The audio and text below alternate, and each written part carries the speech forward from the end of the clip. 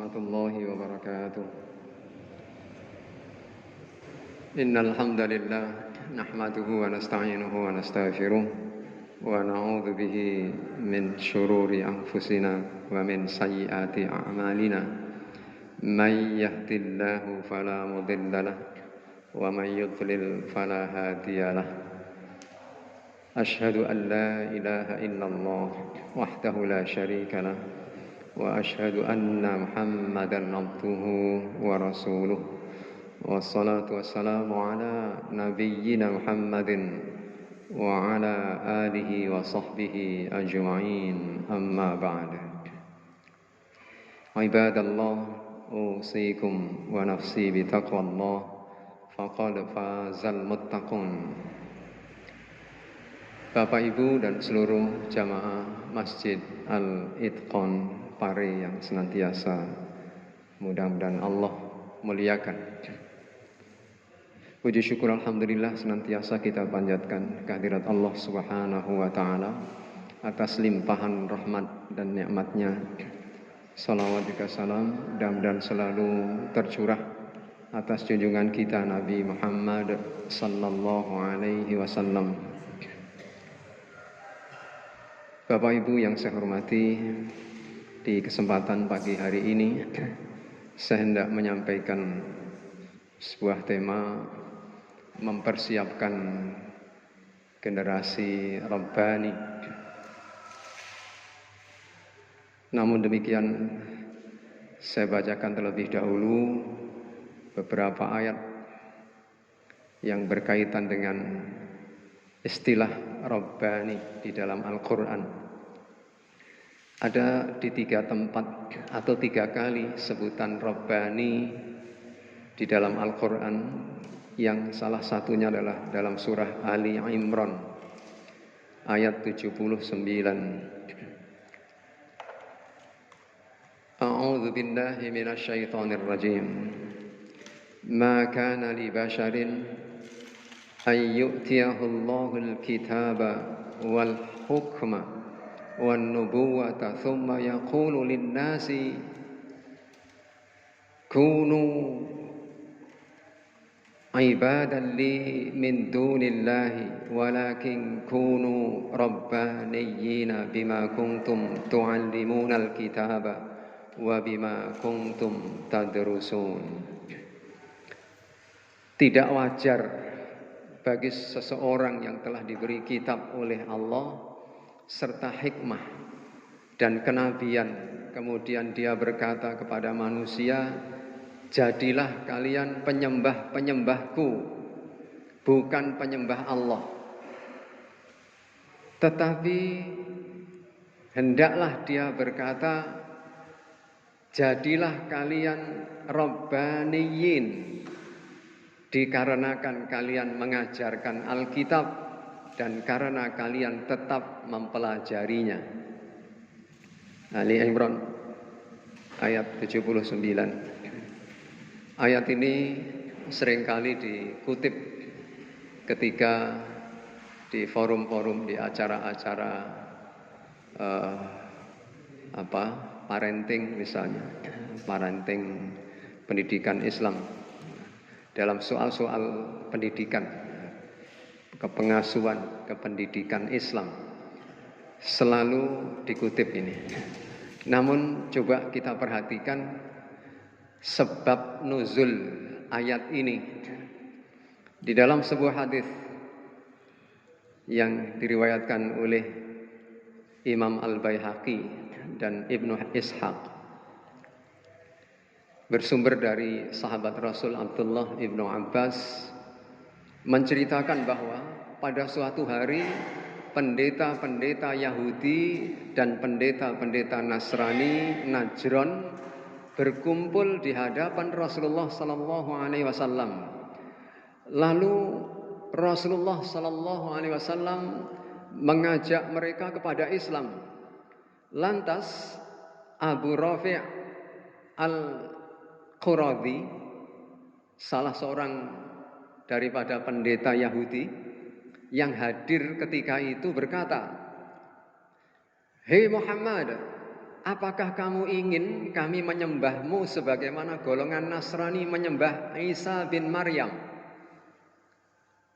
Lalu yang lainnya juga mengatakan, apakah itu yang engkau kehendaki dari kami, hei Muhammad? Dan kepadanya kamu mengajak kami. Seorang pendeta Nasrani Najran yang lainnya mengatakan demikian. Lalu Rasulullah SAW bersabda, aku memohon perlindungan kepada Allah dari menyembah selain Allah, atau aku memerintahkan untuk beribadah kepada selain Allah. Bukan untuk tujuan itu aku diutus, dan bukan pula dengan tujuan itu aku diperintahkan.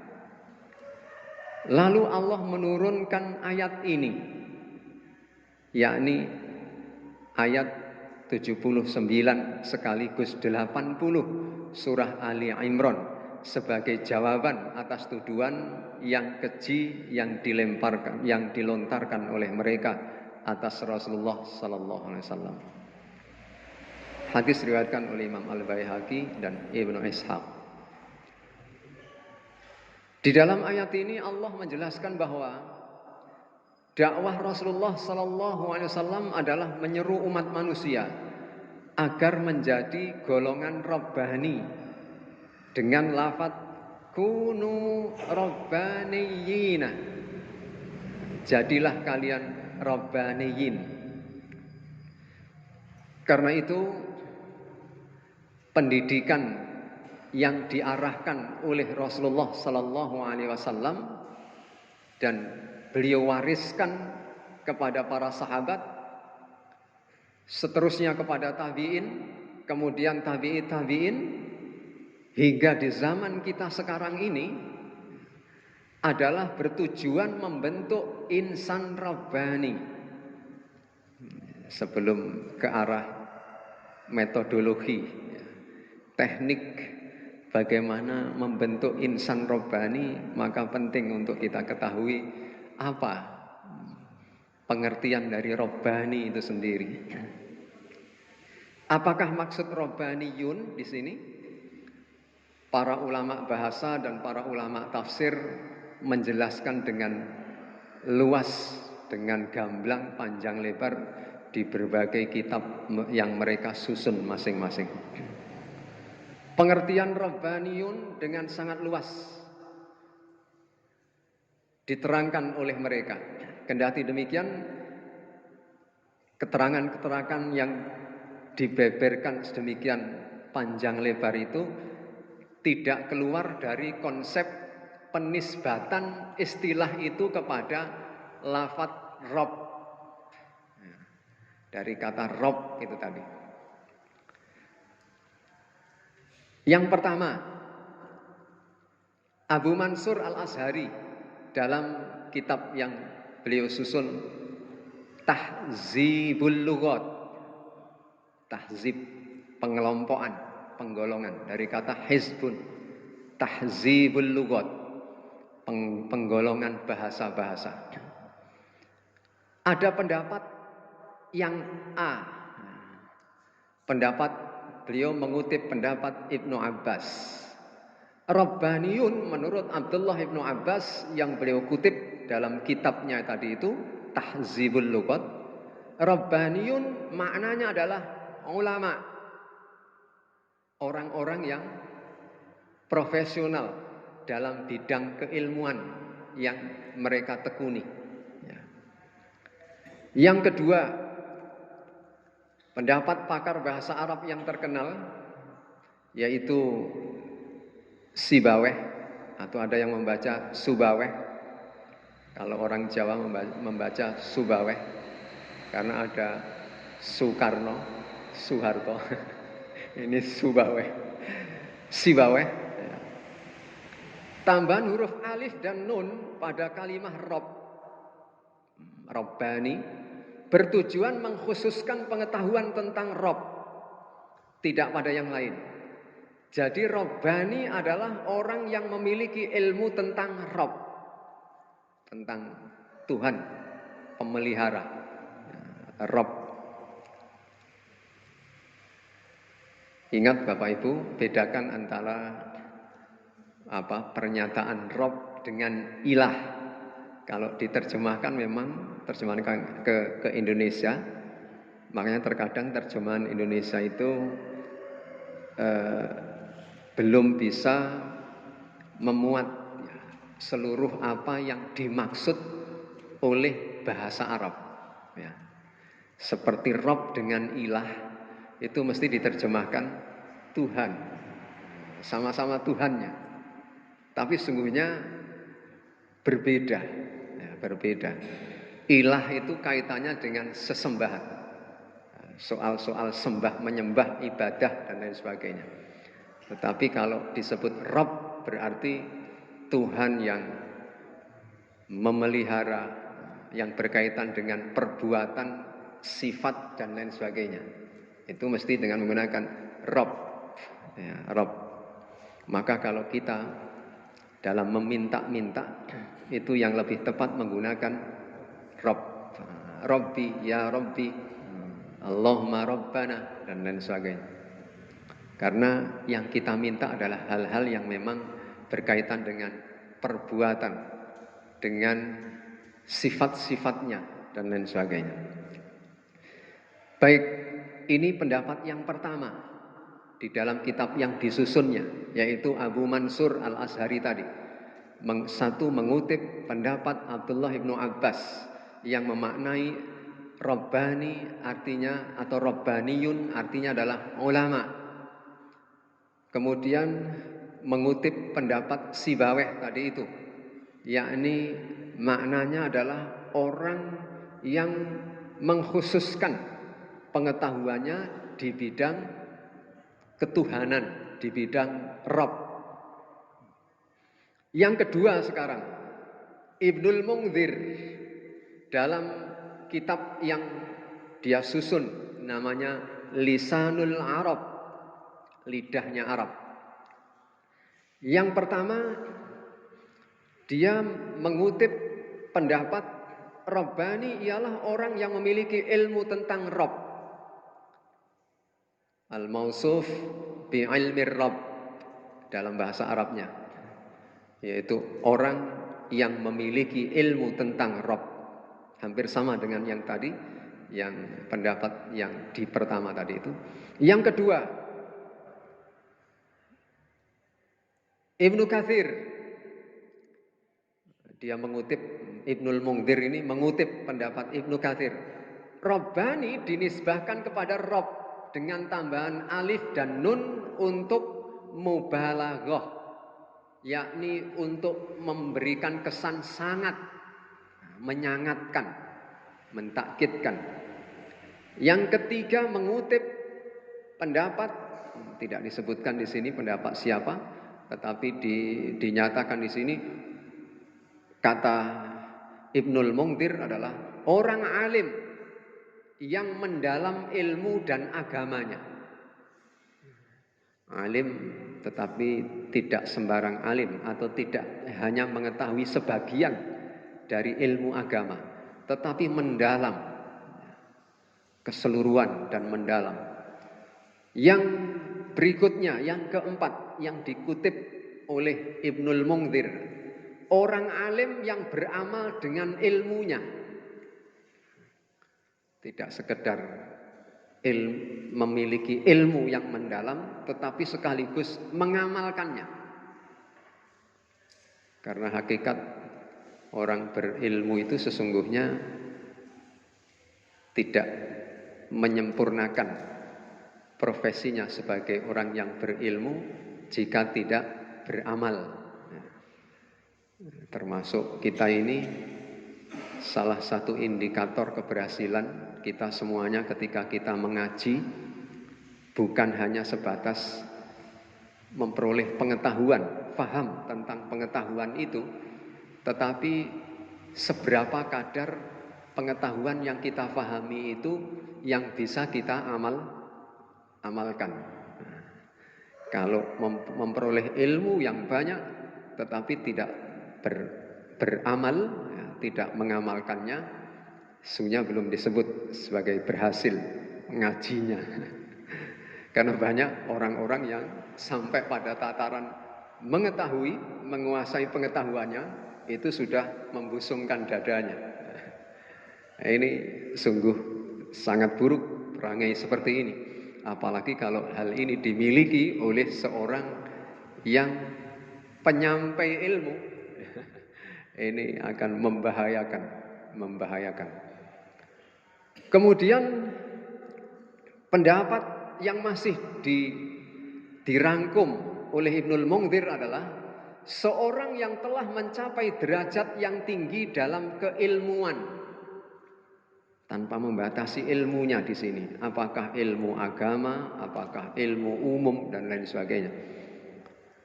Kemudian berikutnya mengutip pendapat Abu Ubaid, menyebut ungkapan seorang ulama dalam ilmu Al-Quran bahwa Rabbaniyin ialah ulama yang mengetahui halal dan haram, perintah dan larangan di dalam Al-Quran.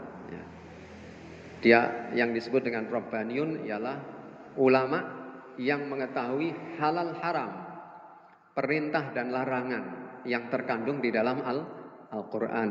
Ini agak sangat sederhana. Yang berikutnya masih dalam kitab yang disusun oleh Ibnul Munzir tadi itu, dalam Lisanul Arab tadi, mengutip pendapat Sirin bin Abdullah, menafsirkan kunu rabbaniyin sebagai hukama ulama,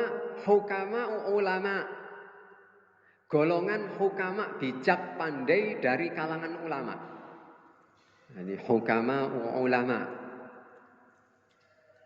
Ini pendapat yang kedua. Jadi ini masih kedua, Pak, Bapak Ibu. Jadi yang pertama tadi itu pendapatnya Abu Mansur Al-Azhari, pendapat kedua itu Ibnul Munzir dalam kitab yang disusunnya. Sekarang pendapat yang ketiga, Muhammad Jawad Mughniyah mentafsirkan kunu rabbaniyin sebagai golongan yang berilmu dan beramal dengan perintah Allah dalam tafsir Al-Mubin karya Muhammad Jawad Mughniyah. Kemudian yang keempat, ini Ibnu Katsir secara tersendiri dalam kitab tafsirnya, yakni al-ulama wal ubad, yang artinya para ulama dan ahli ibadah. Ubad jamak dari abidun, ubad, ahli ibadah. Tegasnya lagi, mereka ialah hukama, ulama, fuqaha, seperti yang dinyatakan oleh para ulama salaf di dalam tafsir Al-Quran Al-Azim, tafsirul Quranil Azim, dimuat ini. Ini yang saya bawa ini mukhtasar, ringkasan terjemahan, tapi masih terjemahan tafsir Ibnu Katsir atau tafsir Al-Quranil Azim.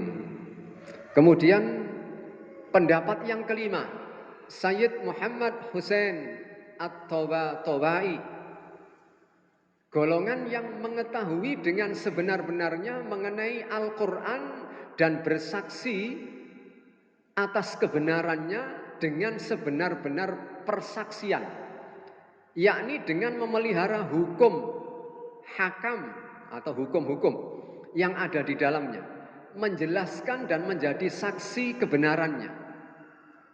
Al-Mizan fi Tafsiril Quran milik Sayyid Muhammad Husain At-Tabatabai. Tafsirnya namanya ini, Al-Mizan fi Tafsiril Quran. Ini juga sering dikutip di tafsir-tafsir, kitab-kitab tafsir kontemporer, tafsir-tafsir di zaman now, zaman sekarang. Ya, beliau salah satu pakar tafsir, ahli di bidang bahasa, terkadang menguraikan lafaz ini dengan panjang lebar. Baik, pendapat ini dikuatkan lagi dengan firman Allah dalam surah Al-Maidah ayat 44. Nah, ini sekaligus penyebutan Rabbaniyun yang kedua. Sungguh kami yang menurunkan saya bacakan terjemahannya saja. Sungguh kami yang menurunkan kitab Taurat, di dalamnya ada petunjuk dan cahaya. Yang dengan kitab itu para nabi yang berserah diri kepada Allah memberi keputusan atas perkara orang-orang Yahudi. Demikian juga Rabbaniyun dan pendeta-pendeta mereka. Karena mereka diperintahkan memelihara kitab-kitab Allah dan mereka menjadi saksi terhadapnya. Surah Al-Maidah ayat 44. Ya. Jadi tadi surah Ali Imran ayat 79. Ini Al-Maidah ayat 44. Jadi nanti kalau mau mencari lafadz Rabbaniyun, satu ada di Ali Imran ayat 79. Dua ada di surah Al-Maidah ayat 44. Dalam ayat ini Allah menyebut 3 golongan yang tunduk patuh kepada perintah Allah, memelihara kitab Allah dan menjadi saksi atas kebenarannya, yaitu para nabi, golongan Rabbani yang pengertiannya tadi yakni orang yang menspesialisasikan diri keilmuannya dalam ketuhanan.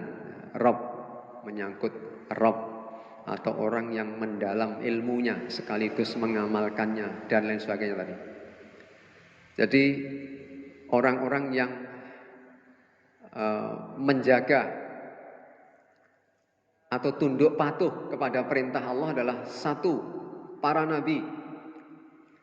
Dua, golongan Rabbani. Dan yang ketiga adalah ahbar, pendeta-pendeta di masa itu. Kemudian masih tentang pendapat-pendapat tadi. Pendapat yang keenam sekarang. Syekh Husnain Muhammad Makhluf. Kata beliau, ulama yang mengajarkan ilmu dan benar-benar faqih dalam agama. Dalam kitab yang dia susun namanya Kalimat Al-Qur'ani Tafsir wa Bayan. Tafsiruhu wa bayanuhu.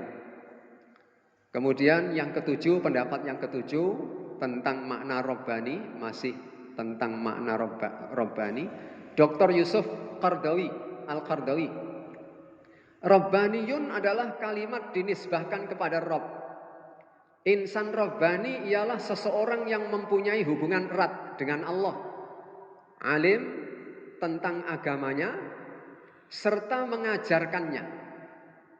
Termuat di dalam kitab Al-Khasa'is Al-Ammah Lil Islam. Jadi kekhususan yang umum di dalam Islam. Dalam Al-Quran, istilah Rabbani disebutkan sebanyak 3 kali dalam ayat yang berbeda. Yang pertama, kedua tadi sudah, yakni surah Ali Imran ayat 79 dan surah Al-Maidah ayat 44. Satu lagi disebutkan masih di dalam surah Al-Maidah ayat 63. Yang ayatnya sebagai berikut. Laula yanhahumur rabbaniyuna wal ahbaru an qaulihimul itsma wa aklihimus suht labi'sa ma kanu yasna'un. Mengapa Rabbaniyun dan para pendeta mereka tidak melarang mereka mengucapkan perkataan bohong dan memakan yang haram? Sungguh sangat buruk apa-apa yang mereka perbuat. Surah Al-Maidah. Yang dimaksud ini adalah para Rabbaniyun dan para pendeta yang ada di masa, yang hidup di masa Bani Israel, umat Yahudi. Mengapa orang-orang yang mengerti tentang kitab tadi, tentang agama, Rabbaniyun tadi, atau tentang Rob, dan para rahib, itu tidak melarang orang-orang dari melakukan perbuatan dosa dan memakan makanan yang haram. Ya. Karena memang mereka semuanya pemuka-pemuka, ini tadi yang saya singgung tadi, bahwa jika seseorang dengan pengetahuannya sudah bangga, maka bisa terjerumus dalam soal jual beli ayat atau menukar ayat dengan harga yang murah. Mereka biasa suap menyuap biasa, perbuatan zina dan lain sebagainya. Baik, ini surah Al-Maidah ayat 63. Mengapa Rabbaniyun dan para pendeta mereka tidak melarang mereka mengucapkan perkataan bohong dan memakan yang haram? Sungguh sangat buruk apa-apa yang mereka perbuat. Ini tadi semuanya adalah penjelasan para ulama yang berkaitan dengan makna Rabbaniyun. Dari penjelasan ini tadi, yang telah saya sampaikan ini tadi, maka dapat disimpulkan sebagai berikut. 1. Kalimah Rabbani dinisbahkan kepada kalimah Rabb. Ya, pengertian Rabbani hanya ada tambahan alif dan nun. Lalu tambah yang terakhir itu ya. Rabbani, yakni orang yang menguasai ilmu dan sekaligus mengamalkan yang kaitannya Rabb, kepada Rabb itu tadi. Kemudian yang kedua, insan Rabbani ialah insan yang senantiasa berhubungan erat dengan Tuhannya, dengan mendalami ilmu agama, mengamalkan perintah dan meninggalkan segala larangannya. Yang ketiga, insan Rabbani senantiasa berhubungan erat dengan Al-Quran dan mendalami isi kandungannya. Karena itulah Allah menyebut kunu rabbaniyina, jadilah kalian rabbaniyun. Disebabkan karena yang mensifati mengapa dia rabbani adalah karena kalian mengajarkan Alkitab dan karena kalian tetap mempelajarinya. Ya. Ini kalau berbicara soal Al-Quran Bapak Ibu, maka sungguh saya khususnya berharap memang dan mengajak semuanya untuk terus semakin mencintai Al-Quran, karena betul-betul apa yang Allah janjikan maka akan dirasakan oleh orang yang semakin mencintai Al-Quran. Tidak hanya dicukupi seluruh apa yang dibutuhkannya, tetapi betul-betul kehidupannya terbimbing oleh Al-Quran. Karena sudah jelas di awal surah Al-Baqarah itu, dzalikal kitabu la raiba fihi hudal lil muttaqin. Kitab itu tidak ada keraguan di dalamnya, petunjuk bagi orang-orang yang bertakwa.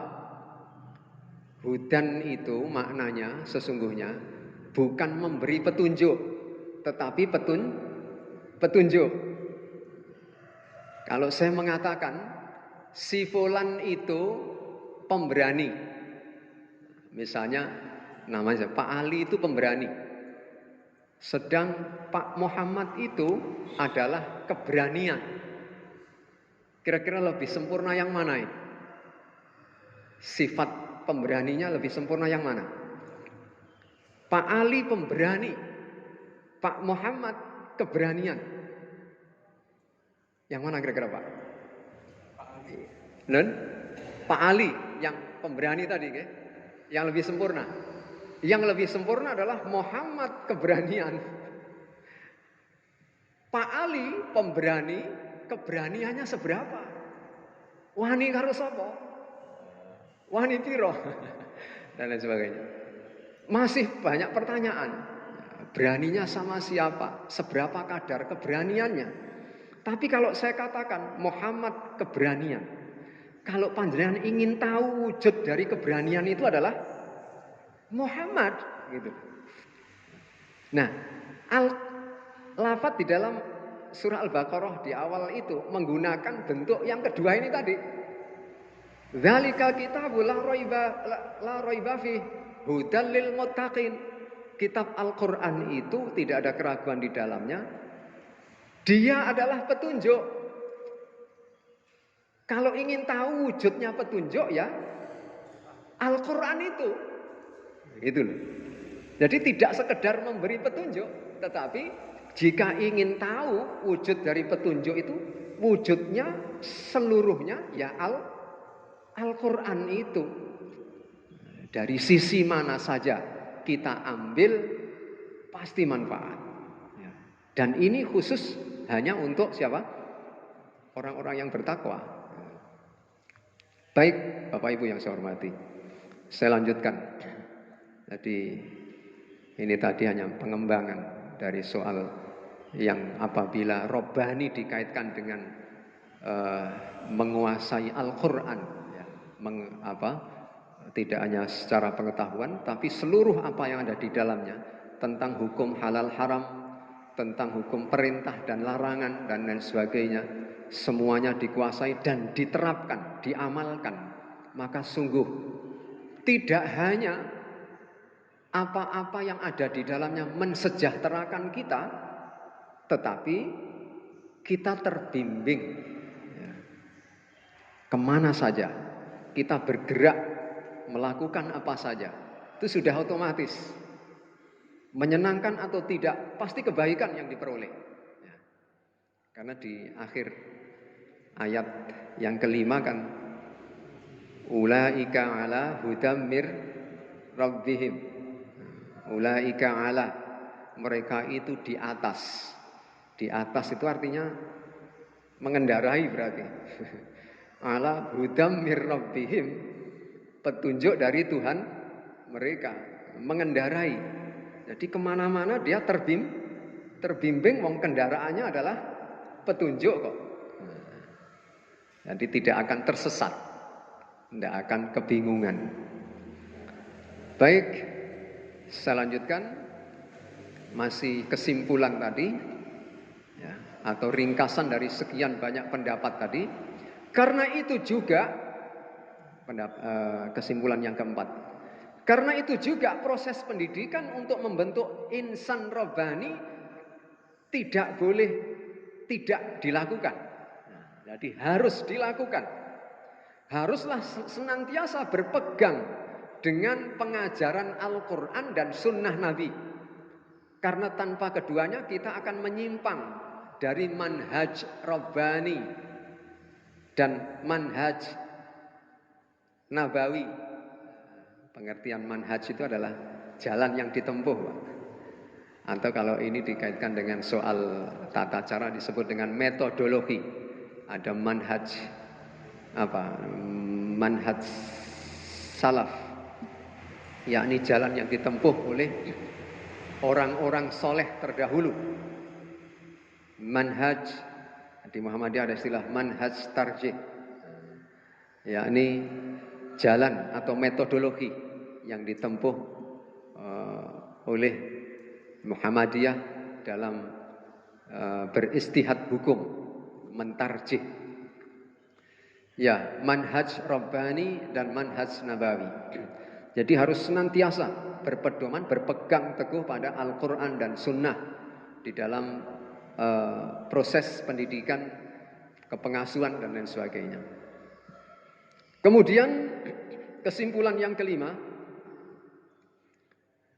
Allah juga menggunakan fi'al mudhari' di dalam ayat 79 surah Ali Imran tadi itu, tu'allimuna dan tadrusuna, menunjukkan proses pendidikan adalah berkesinambungan, berlaku sepanjang hayat. Bapak Ibu, di dalam membaca terjemah Al-Quran, jangan hanya sebatas membaca terjemahannya, perhatikan di lafadz Arabnya. Jika di tulisan Arabnya, ayat Al-Qur'annya itu, Allah menggunakan kata kerja mudhari', Berarti pekerjaan itu yang terkandung di dalamnya itu mulai dari sekarang dan seterusnya. Karena kata kerja mudhari itu menurut pengertian tata bahasa adalah kata kerja yang menunjukkan pekerjaan itu dilakukan sekarang dan akan datang. Dalam bahasa Inggris ya ada present and future tense. Sekarang dan akan datang. Kalau Al-Quran menggunakan bentuk kata kerja ini, maka berarti pekerjaan itu dilakukan berulang-ulang atau berkesinambungan, terus-menerus, langgeng, menjadi kebiasaan. Ya. Seperti yang termuat di dalam ayat 79 surah Ali Imran ini, menggunakan tu'allimuna bima tu'allimuna wa tadrusuna. Ya, disebabkan karena kalian selalu mengajarkan dan mempelajari. Jadi mengajarkan dan mempelajari ini menjadi kebiasaan orang ini, si Robbani ini tadi, insan Robbani ini. Ya. Jadi sepanjang hayat. Jadi setelah memperhatikan penjelasan di atas, timbul pertanyaan kemudian, ini pertanyaan untuk diri kita masing-masing. Sudahkah kita tergolong dalam kalangan Robbaniyun? Jawabannya dipun simpen mawon. Mangke lek dijawab langsung mangke pirsa tiyang sanes, priyantun sanes. Sedangkan kita bukanlah ulama dan masih terlalu amat banyak pelajaran dalam bidang agama yang belum kita pelajari. Apakah kita sudah termasuk Robbaniyun?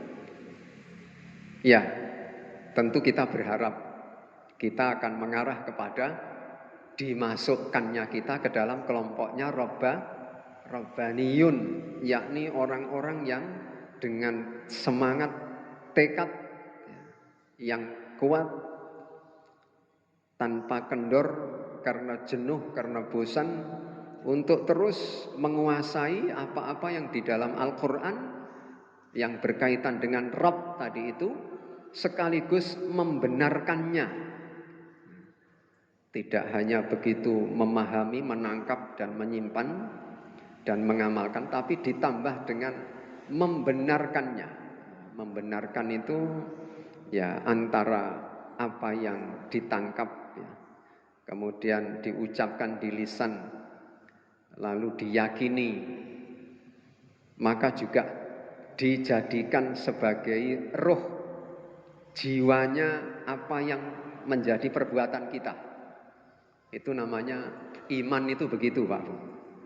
Jadi pengertian iman itu bukan hanya menyatakan saya ini seorang yang beriman, amantu billah, tidak cukup. Tetapi dalam pengertian tata bahasa itu al-imanu huwa tasdiq. Iman itu adalah pembenaran, membenarkan. Dan membenarkan itu tidak hanya di lisan. Betapa banyak orang itu mudah dengan pengakuan di lisan. Fir'aun itu mau tenggelam juga menyatakan beriman. Tetapi keimanan itu tidak berguna. Tidak berguna. Ini materi ini sudah saya sampaikan di Jumat 2 Jumat yang lalu. Namun demikian, tentu kita mengharapkan Allah menggolongkan kita dalam golongan ini selagi kita menapakkan kaki kita ini jalan di atas pendidikan sepanjang zaman, atas manhaj yang benar berpedoman pada Al-Quran dan Sunnah.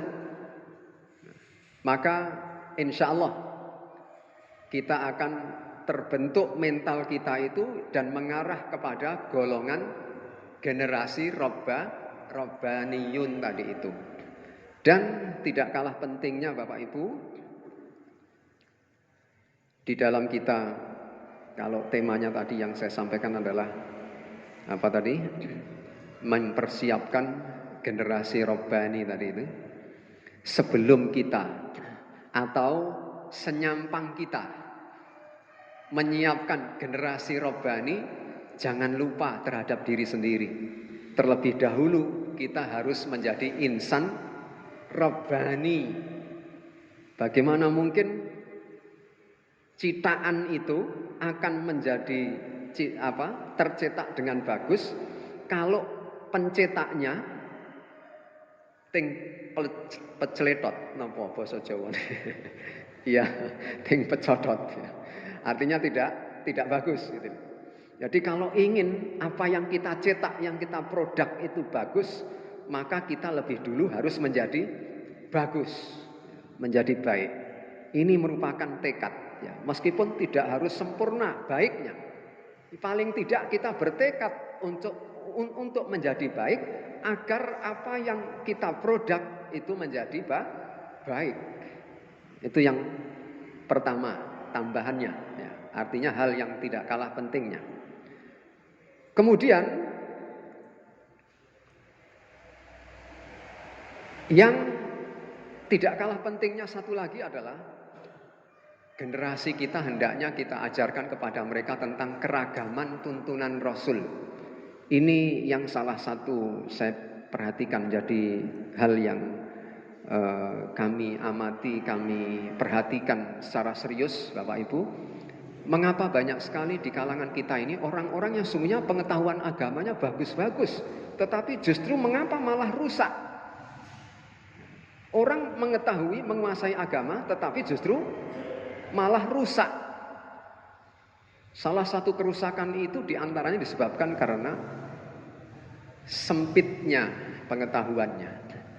Dia sesungguhnya mempunyai pengetahuan tentang ini itu, tetapi ini dan itunya ininya itu sedikit, itu juga sedikit. Dengan sedikit ini, sedikit itu ini tadi, dia lalu dijadikan sebagai alat sarana untuk menjustifikasi orang lain. Contoh yang saya maksud begini Bapak Ibu, contoh sederhana saja. Kita ini dalam soal ubudiyah mahdoh, dalam soal sholat saja. Di dalam tuntunan Rasul soal baca iftitah, doa iftitah, itu kan beragam. Tidak hanya, kenapa Bapak Ibu biasanya menggunakan yang mana? Kabiro, walhamdulillahi kathiro. Ya. Itu juga benar. Allahu Akbar kabiro, walhamdulillahi kathiro, wa subhanallahi bukrata wa asila. Hadis diriwayatkan oleh Imam At-Tirmidzi, sahih. Ya. Dan ini benar, tapi hanya sampai di situ Pak. Sampai hanya Allahu Akbar kabiro, walhamdulillahi kathiro, wa subhanallahi bukrata wa asila. Terpendek. Nanti ada yang menggunakan wajah tu wajhiya lillazi panjang. Yang lainnya lagi nanti Allahumma ba'id baini wa baina khataayaya dan seterusnya. Ketika seseorang sudah menguasai misalnya Allahumma ba'id baini, melihat orang lain kabiro walhamdulillahi katsiro, orang podo karo aku, dianggap musuh. Dalam hal yang lain yang terjadi demikian Pak, dalam berbagai masalah. Dikiranya Rasulullah itu hanya mengajarkan satu saja yang benar, padahal benar itu bertingkat-tingkat, beragam juga. Mulai dari benar nomor 1, benar nomor 2. Selama keberbedaan itu didasarkan pada dalil-dalil yang sahih, yang bisa dipertanggungjawabkan kebenarannya, maka jangan dianggap keliru Pak. Kalau terjadi maka ya wis perang gelut di antara sesama muslim. Ini sungguh tidak baik. Yang baik itu justru ada kaidah di dalam agama kita itu begini, di dalam fikih ya. Mengamalkan seluruh apa yang dicontohkan oleh Rasul itu jauh lebih utama daripada mengamalkan sebagian. Jadi ketika kita sudah mapan mengamalkan satu amalan, itu jangan kemudian menganggap ini paling benar dan orang lain salah.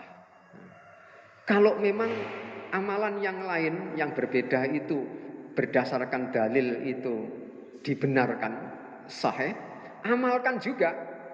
Seperti tadi kabiro diamalkan ketika kita sholat berjamaah dengan imam yang cepat misalnya. Pakai yang pendek.